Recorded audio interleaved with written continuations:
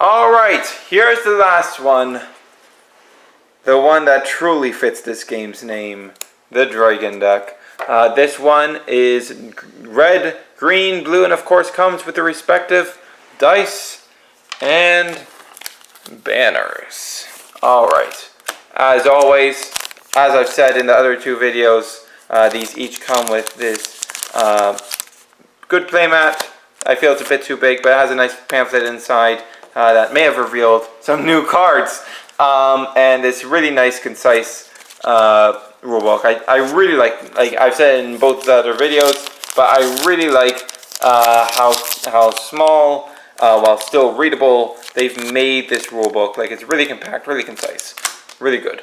So let's dive right into the cards. I'm just going to preface this right now and tell you that I think this is the most valuable of the trial decks. This is the one that's going to give you the most bang for your buck, because actually good promo, and it has a lot of really good stuff in here. So let's dive right in.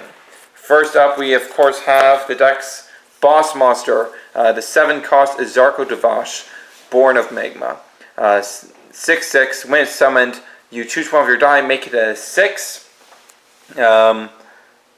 And then you choose any number of opposing creatures and deal 6 damage to divide among them. And then when it's destroyed and it was trigger crossed with a red die, you deal 7 across, divide among your opponent's creatures. Very powerful card, and while Fafnir from Rally to War, in some ways, does some things better than this card, does some things that I can't do, this card is still indisputably an incredibly powerful control card, and it is, I imagine it is going to remain relevant for quite a few sets to come. It is just a very, very strong card.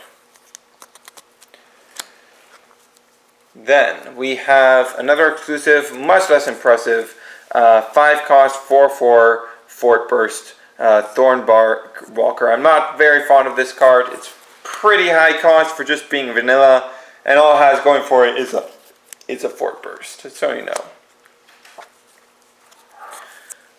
Again, a card that I don't really like too much, the 4-cost Elven Forest Striker, 2/3. For each of your non-green creatures, it gets +1/+1.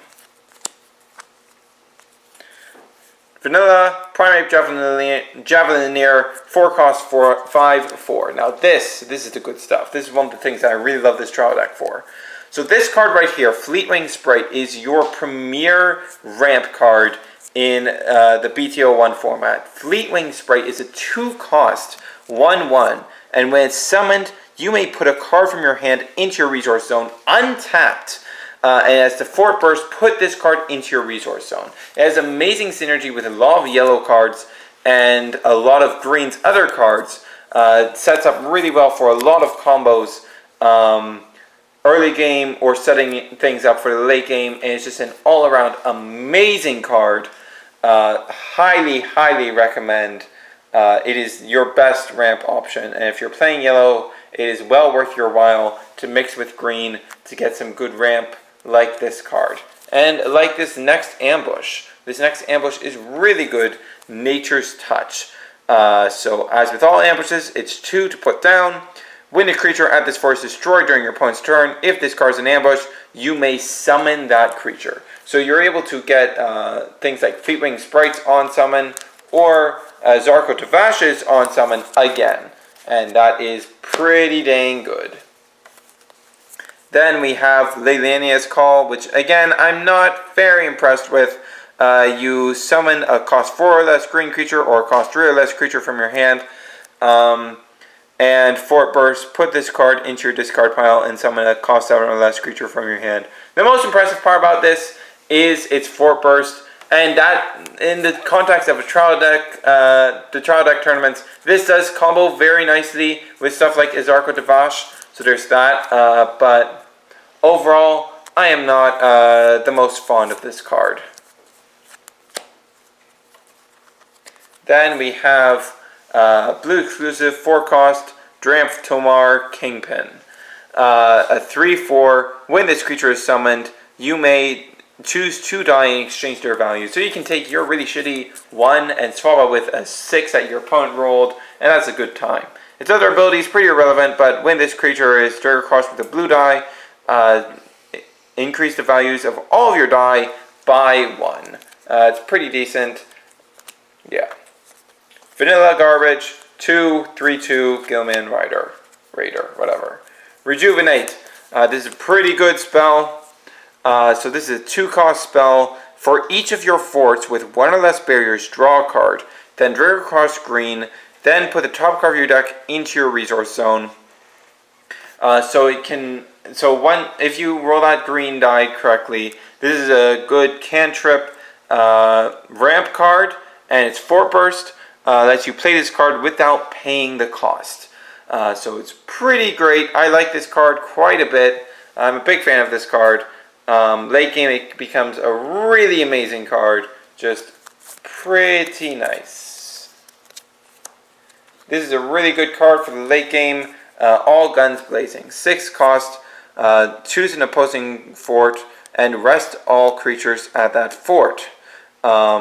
So you use this to completely knock down one of your opponent's forts and then go in with your attackers to finish it off. Its Fort Burst is put into the discard pile, rest a creature, and draw a card.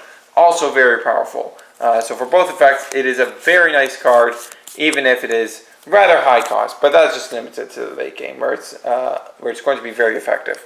Another exclusive, Storm Feather Screecher. This is basically double break. When this creature deals damage to a fort, it deals 2 damage instead. 6, 5, 5.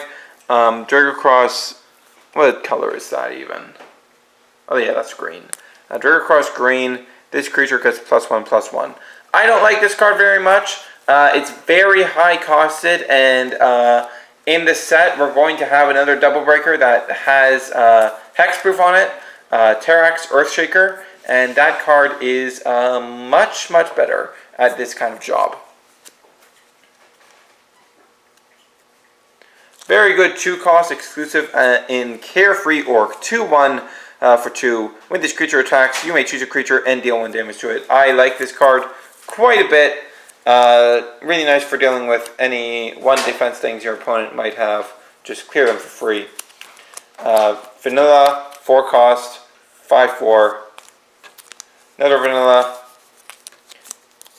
4/3 for 3. Hidden Blade. Well, this is also vanilla. This is a Fort Burst vanilla, so 3 cost, 4/1. It's okay. The last exclusive we have is Highlands Rogue. I'm not terribly fond of this card, but it does have its uses. It's a 1 cost, 1/1.